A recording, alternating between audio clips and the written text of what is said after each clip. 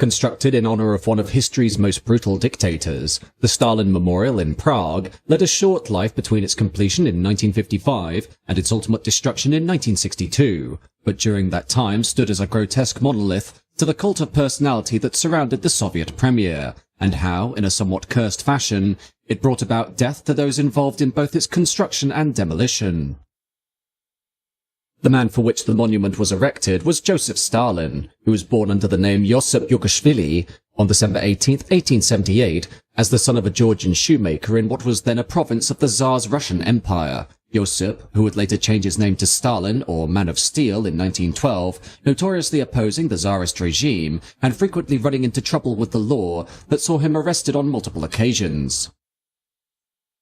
This would all be part of his gradual rise up the ranks of the Marxist Russian Social Democratic Labour Party, for which he became closely acquainted with the leader of the Bolshevik faction of this group, Vladimir Lenin, the latter of whom led the Bolsheviks to victory towards the end of World War II in 1917 during the October Revolution. This would establish a new one-party communist state in Russia that overthrew both Tsar Nicholas II and the largely ineffective State Duma or lower house of the governing Senate, Stalin, through manipulations and murder, eventually assuming leadership over the newly established Soviet Union in 1924 following Lenin's death. Stalin's position as state premier would lead to a series of 5-year economic plans that would attempt to drag the largely agrarian and Victorian-era society of the former Tsarist Russia into the modern age with rapid industrialization and agricultural collectivization. The outcomes of this policy, while leading to vast technological leaps forward for the nation, such as the establishment of hydroelectric power generating stations, cost the people of the Soviet Union dearly, due to food disruptions that led to the infamous famine of 1930 to 1933, better known as the Holodomor, during which between 6 and 9 million people died of starvation.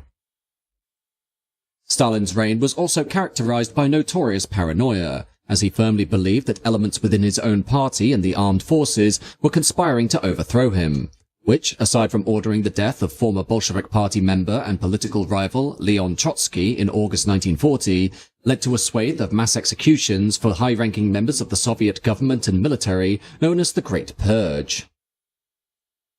During this period, over 1 million people were imprisoned, while at least 700,000 were executed, this move only serving to put the Soviet state into a highly volatile position by the time the government of Nazi Germany, led by Adolf Hitler, reneged on an earlier pact of non-aggression signed in 1939 and invaded the Russian homeland under Operation Barbarossa during 1941, codenamed after Frederick Barbarossa or Redbeard, a 12th century Holy Roman Emperor and German king. The resultant lack of experienced officers in the Soviet armed forces, combined with largely outdated weapons and a disorganized defense, meant the Germans could gain massive quantities of Soviet land across a 1,800-mile front during a mere 5 months, and came within 14 miles of Red Square in the heart of Moscow during December of the same year. However, supply chain problems for the Germans caused by the winter weather, in addition to Hitler's own lack of strategic experience and prioritization, meant the Russian capital was never captured, and with the German advance stalled, Stalin took the opportunity to counterattack, and throughout the course of the next 4 years, was able to beat back the German invasion during what was known as the Great Patriotic War. Stalin's campaign against the Nazis was characterized through vicious bloodshed with casualty numbers that climbed into the tens to hundreds of thousands, and the annexation of those states which had been previously occupied by the Germans during their 1941 advance, including the Baltic nations of Latvia, Lithuania and Estonia, Bessarabia, North Bukovina and Poland.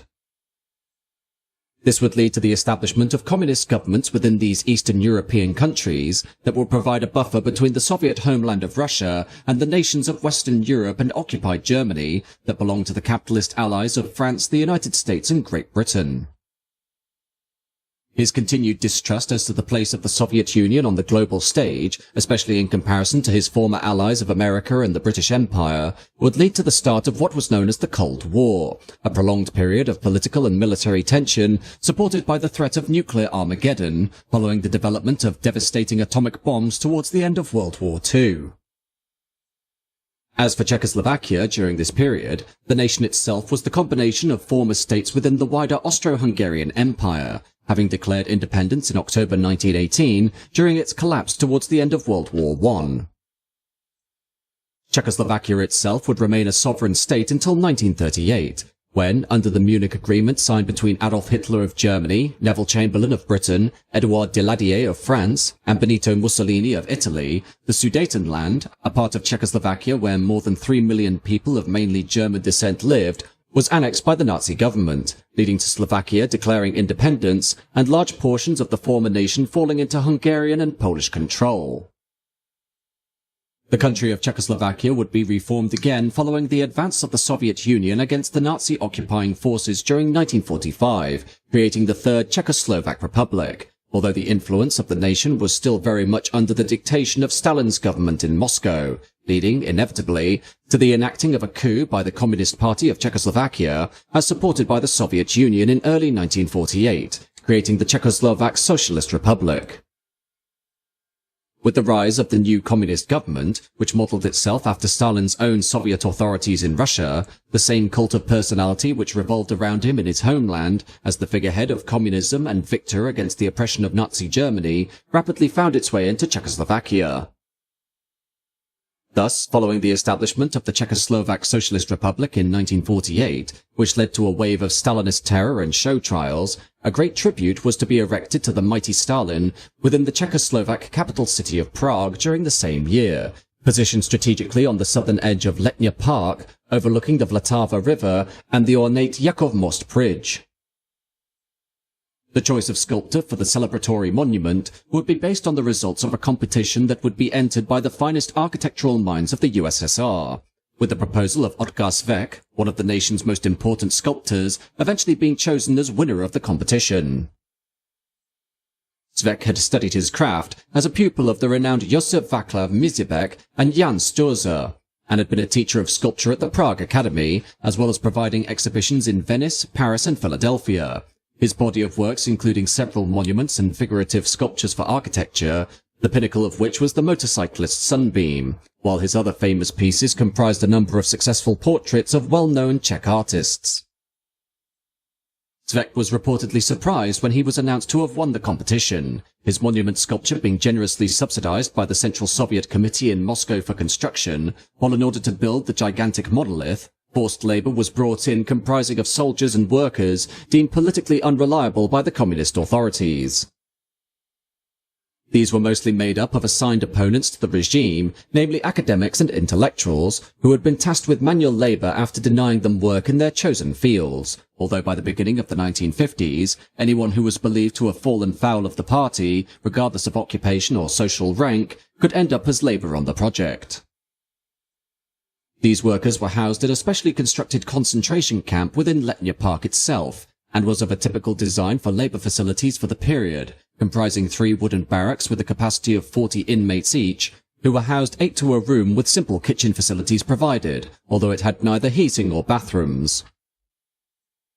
These barracks were positioned around a central square in which daily roll calls would be undertaken, the system of control within the camp allowing them to consume alcohol, and workers were given a minimum wage for their toils, as well as being able to leave the camp for occasional family visits, though fundamentally they had little choice but to serve on the units, which came under the title of Auxiliary Technical Battalions. Started in early 1949, the construction of the monument progressed for a grueling 5.5 years, and would comprise a reinforced concrete structure faced with 235 granite blocks, weighing approximately 17,000 tons and costing 140 million crowns to complete.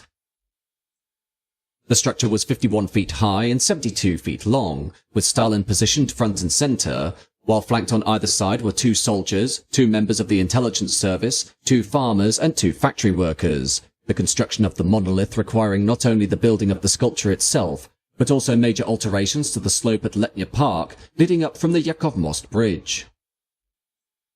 This would include the creation of a unique staircase leading up to the base of the monument, and the proposed construction of a mausoleum that would be built beneath Stalin's feet, though this facet of the design was never realized, while the finalized piece would become the largest group sculpture in Central Europe upon its completion on May Day 1955.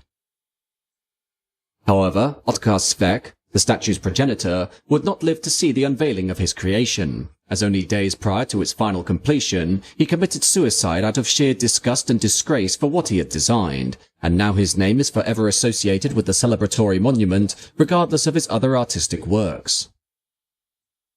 Regardless, the presence of the monument was distinctly out of taste even long before its final unveiling, as on March 5, 1953, Stalin had succumbed to a stroke at the age of 74, and after a bloody and protracted struggle for power between various factions, Nikita Khrushchev, Stalin's former first secretary of the Communist Party of Ukraine, rose to the rank of first secretary of the Communist Party of the Soviet Union. Immediately, he began a system of denouncing the former dictator under what was known as de-Stalinization, removing all aspects that had been developed to reinforce the strict cult of personality that had developed around him, as well as revealing to the people of the world the vicious tyrant he actually was, responsible for overseeing mass repression, ethnic cleansing, wide-scale deportation, hundreds of thousands of executions, and famines that killed millions. The gigantic monument to Stalin in Prague was thus lambasted upon its creation for its noble representation of one of history's greatest monsters, and due to the nature of the statue, with the other figures present in its design being stood behind Stalin himself, the sculpture quickly gained the derogatory nickname of Q for meat. As de-Stalinization continued into the 1960s, the presence of the sculpture as an ode to the now hated Soviet dictator became more and more incongruous with the medieval center of Prague. And thus, on the orders of Khrushchev himself, it was decided that the sculpture be removed from the city skyline by whatever means necessary. This led, in the spring of 1963, to the demolition of the structure with around 1,800 pounds of dynamite, although the removal of Stalin's monument does lead to many notorious rumours as to various tragedies that befell those associated in its destruction, with the Czech demolition leader in charge of disposing the monolith apparently being decapitated by a piece of flying stonework from the explosion, with his body tumbling headless into the river. Another rumour was that after the statue had been destroyed, its crumpled remains were paraded through city streets packed with crowds of cheering citizens aboard a convoy of lorries for depositing out in the countryside, the curse of Stalin's monument extending to the lead lorry driver of the procession, as within a year he was reportedly killed in a road traffic accident outside Prague. Today, the plinth on which once stood the celebratory monument is now largely dilapidated and rotting, while standing on the former site of the sculpture is the Prague metronome, a 75-foot-tall functioning metronome that was erected in 1991, and is arguably the largest metronome ever constructed, operating at 4 beats per minute. Communism in Czechoslovakia, after 5 decades of Soviet influence, was eventually disposed of in November 1989 following the Velvet Revolution, while the unified nation of Czechoslovakia itself would peacefully split into the 2 sovereign states of the Czech Republic and Slovakia on January 1, 1993. Ultimately, the Stalin Monument, while exceptionally grand in scope and scale, could never be divorced from the fact that it was made as a homage to one of history's most notorious dictators, and with his trail of blood and destruction being one that made such genocides as the Holocaust pale in comparison, it was only a matter of time before those seeking to erase the legacy of Stalin's cult of personality would turn their destructive attention upon his most prominent memorial.